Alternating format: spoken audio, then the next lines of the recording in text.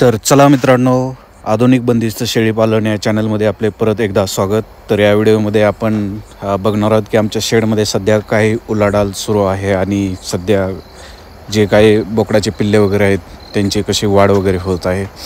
तर जे व्हिडिओमध्ये तुम्ही सध्या हा कप्पा बघत आहात तर तिथले ते बोकडं होते जे वाढले होते. आणि असंच आम्ही एका गावाहून दुसऱ्या गावात गेलो तर तिथे असे मेंढपाळाचे पिल्ले वगैरे आणि मेंढ्या वगैरे घेऊन मेंढपाळ चालले होते.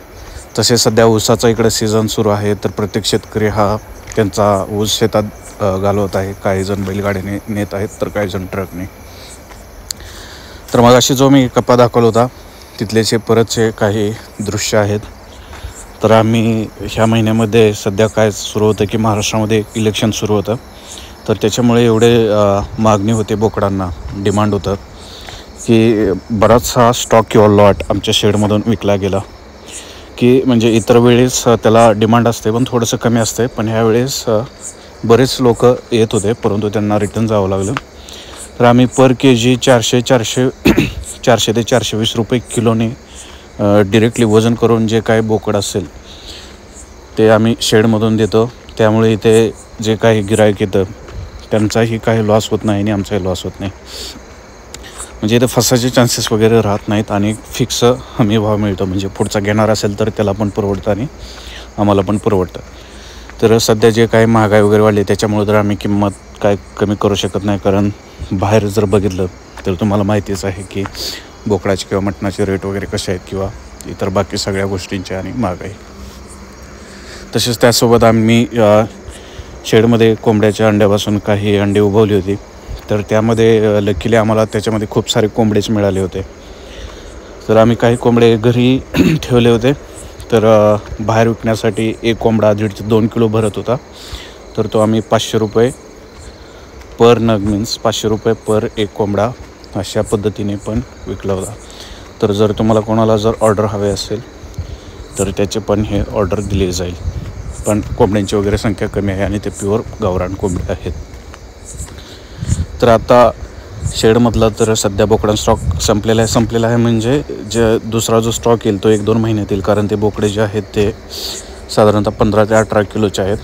आम्ही जास्त करून 25 ते 30 किलोचं बोकडच झाले कीच विकतो, कारण त्यावेळेसच ते परवडतं आहे आणि त्यातच त्याचा फायदा आहे. तसेच हे आम्ही गिनीगोल वगैरे घेऊन जात आहोत, कारण सध्या एक गिनीगोल जरा थोडासा पुढं गेला होता त्यामुळे त्याला थोड्याशा शेंगा वगैरे लागलेल्या दिसत होत्या. तर ह्या गिनीगोलची जास्त पण अशी वाढ होऊन देऊ नका, नाहीतर तुम्हाला ते कट करून ठेवावं लागतं तर शेळ्या वगैरे खातात.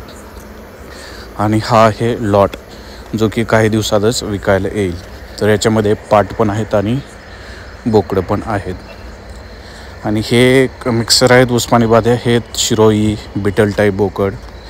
ते जे पुढे एक उभं राहिलेलं बोकड होतं ते बेण्यासाठी आम्ही यूज करतो आहे.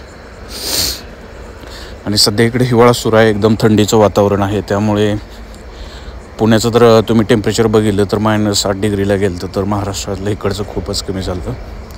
अशा प्रकारे ज्याला कोणाला बोकड पाहिजे असेल ते आमच्या घरी येतात आणि गाडी वगैरे करून एकदमच लॉट उचलते. 4-4, 5-5, 6-6 बोकडं किंवा 1-2 बोकडं. तसेच इकडे काही ठिकाणी नांगरणी वगैरे सुरू आहे. तर आमच्या शेजाऱ्यांच्याकडे असे 2 बैल होते. तर ह्या 2 बैलांना पाठीमागे कोण माणूस पण नाही नांगर पकडायला, तर ते ऑटोमॅटिकली वळत आहेत आणि ऑटोमॅटिकली नांगरत आहेत. हाच एक कोंबडा होता जो आम्ही दिलेला आहे 700 ते 800 रुपयाला, कारण त्याचं वजन भरलेलं 2.5 ते 3 किलो. आणि ही आहे मका जी आम्ही शेळ्यांसाठी वापरली होती. सध्या कोवळी कंस करून खायला सुरू आहेत. आणि ह्या घेऊन जातो आहोत आम्ही सुबाबळचा पाला.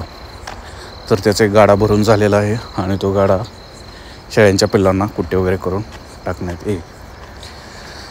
तर ही आहे एक वेळ जिथे खूप थंडी होती, त्यावेळेस आम्ही हे केलेलं आहोत. पडदे